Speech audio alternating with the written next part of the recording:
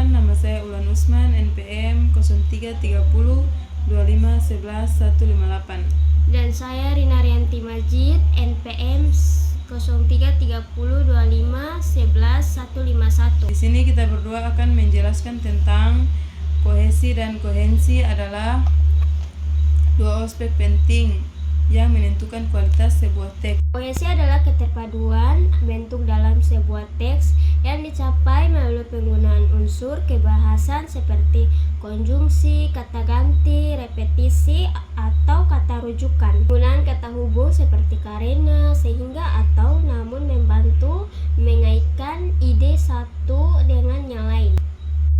Dan koherensi adalah keterpaduan makna dalam teks.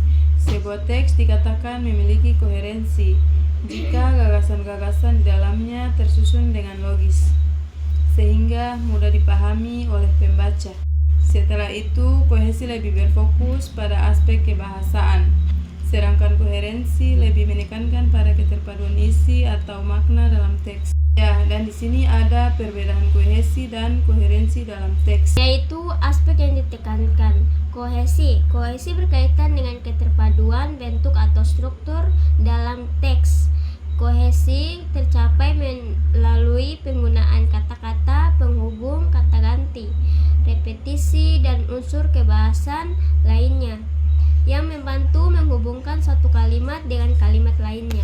Setelah itu, fokus keterkaitan dalam teks, yaitu kohesi berfokus pada hubungan antara bagian dalam teks secara eksplisit. Artinya, kohesi dapat diamati melalui penggunaan kata-kata atau frasa yang menghubungkan satu bagian dengan bagian lain. Sedangkan aspek yang ditekankan koherensi lebih menitik beratkan pada keterpaduan makna.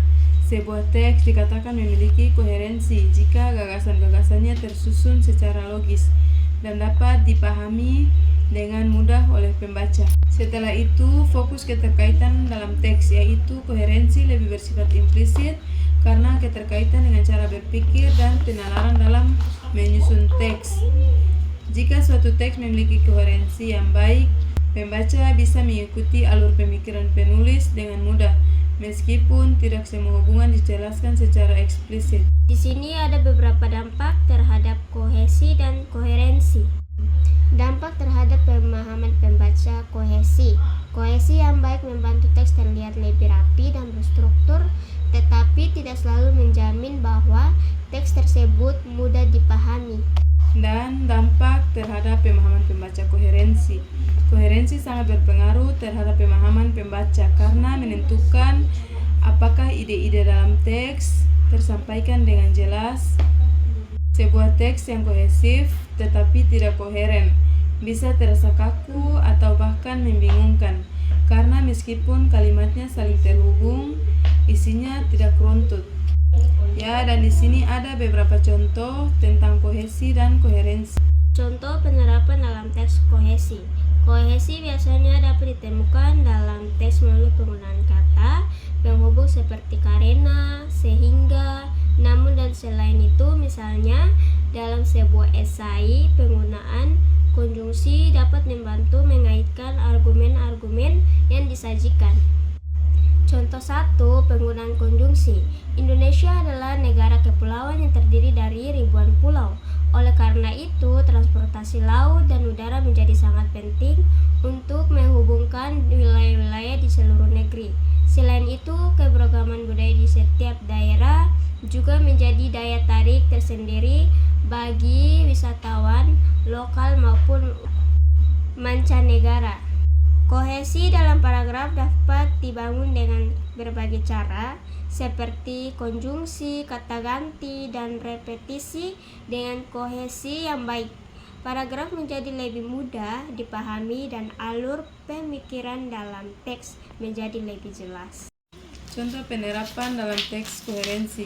Koherensi dapat dilihat dari cara penulis menyusun ide-idenya secara bertahap dan logis. Jika dalam sebuah teks argumen disajikan secara acak atau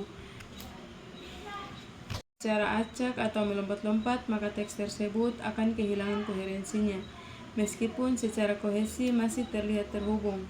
Contoh 1, hubungan sebab akibat.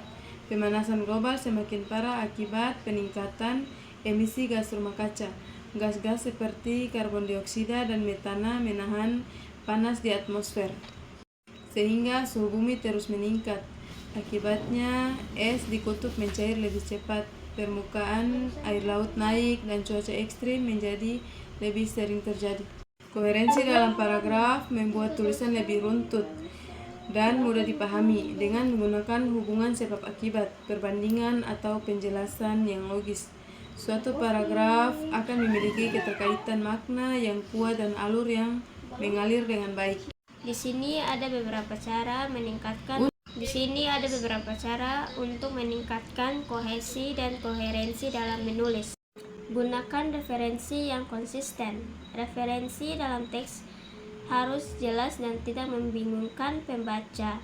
Penggunaan kata ganti seperti ini, tersebut, atau sinonim yang tepat akan membantu mempertahankan kohesi.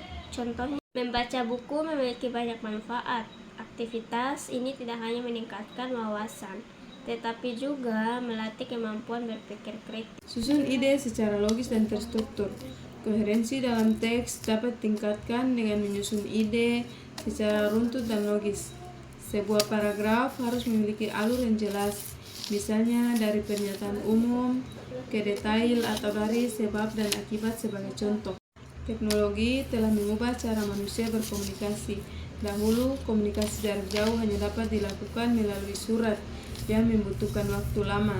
Namun saat ini, dengan kemajuan internet dan ponsel pintar, seseorang dapat berkomunikasi dengan mudah dalam hitungan detik. Gunakan paragraf yang efektif. Suatu paragraf idealnya membahas satu ide utama yang didukung dengan kalimat-kalimat penjelas. Jika dalam suatu paragraf terdapat lebih dari satu gagasan utama, sebaiknya pecah menjadi beberapa paragraf agar lebih mudah dipahami.